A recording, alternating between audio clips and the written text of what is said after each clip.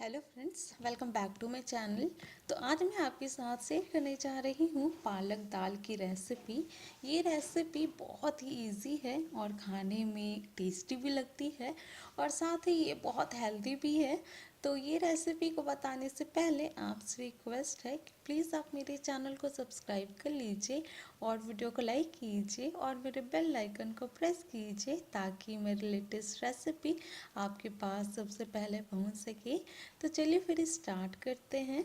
पालक दाल को बनाने के लिए हमें लेने होंगे पालक इन टुकड़ों में कटे हुए, एक बाउल मसूर दाल पानी में भिगोया हुआ, एक प्याज लंबे लंबे कटे हुए, अदरक और लहसुन बारीक कटी हुई, एक टमाटर बारीक कटी हुई, हरी मिर्च बारीक कटी हुई, हाफ टेबल स्पून जीरा, हाफ टेबल स्पून लाल मिर्च पाउडर, हल्दी, नमक और मस्टर्ड ऑयल।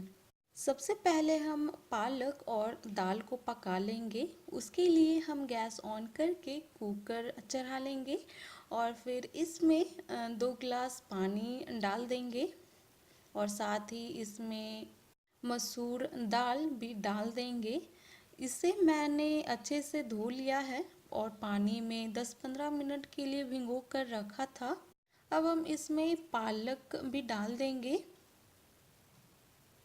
और स्वाद अनुसार नमक भी डाल देंगे और साथ ही हल्दी भी डालकर इसे कवर कर लेंगे और 3 सीटी लगने तक इसे पका लेंगे मीडियम फ्लेम पे।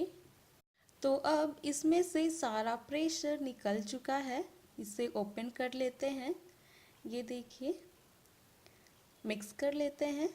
दाल अच्छे से पक गई है और दाल और पालक अच्छे से एक दूसरे में मिल भी गई है। तो इसे एक साइड रख लेते हैं और इसके लिए तड़का तैयार कर लेते हैं। तो फिर से हम गैस ऑन करके कढ़ाई गरम कर लेंगे और गर्म होते ही हम इसमें मस्टर्ड ऑयल डाल देंगे और ऑयल को गर्म होने देंगे। तो अब ऑयल गर्म हो चुकी है। अब हम इसमें जीरा डाल देते हैं और मिक्स कर लेते हैं। कुछ सेकेंड के लिए फ्राई कर लेते हैं। अब हम इसमें हरी मिर्च भी बारीक काट कर डाल देंगे और अदरक लहसुन भी डालकर मिक्स कर लेंगे। अब हम इसमें लंबे लंबे कटे हुए प्याज डाल देंगे और फिर मिक्स कर लेंगे। हमें प्याज को बस हल्का सा ही फ्राई करना है, ज़्यादा फ्राई नहीं करना है, गोल्डन ब्राउन नहीं करना है। तो ये देखिए, अब ये प्याज फ्राई हो चुकी है। इतना ही पकाना है, इससे ज़्यादा नहीं।